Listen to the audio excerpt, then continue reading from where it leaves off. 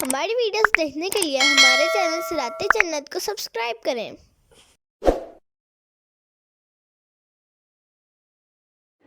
وَلَوْ شَاءَ اللَّهُ لَجَعَلَهُمْ أُمَّةً وَاحِدَةً وَلَكِنْ يُدْخِلُ مَنْ يَشَاءُ فِي رَحْمَتِهِ۔ ترجمہ کنز العرفان۔ اور اگر اللہ چاہتا تو ان سب کو ایک امت بنا دیتا، لیکن اللہ اپنی رحمت میں داخل فرماتا ہے جسے چاہتا ہے۔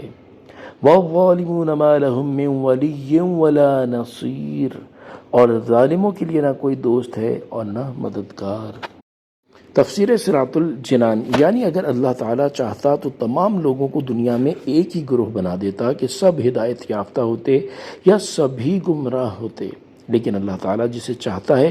اپنی جنت میں داخل فرماتا ہے اور جسے چاہتا ہے اس کے مستحق ہونے کی وجہ سے عذاب میں مبتلا کر دیتا ہے۔ اسی لیے اللہ تعالیٰ نے یہ نہیں چاہا کہ سب کو ایک ہی گروہ بنا دے، بلکہ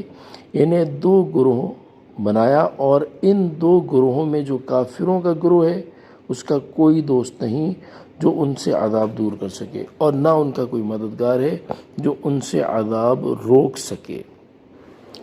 علامہ احمد ساوی رحمۃ اللہ تعالی علیہ فرماتے ہیں اس آیت میں ظالم سے مراد کفار ہیں، اور جو لوگ کفر کے علاوہ دیگر گناہوں میں مشغول ہو کر اپنی جانوں پر ظلم کر رہے ہیں تو ان کے لیے مددگار ہوں گے جو ان سے عذاب دور کریں گے، کیونکہ حدیث پاک میں ہے تاجدار رسالت صلی اللہ تعالی علیہ وآلہ وسلم نے ارشاد فرمایا،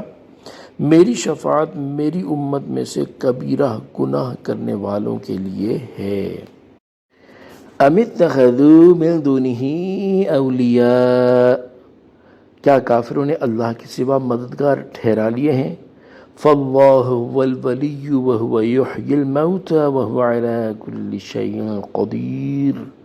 تو اللہ ہی مددگار ہے اور وہ مردوں کو زندہ کرے گا اور وہ ہر شے پر قادر ہے۔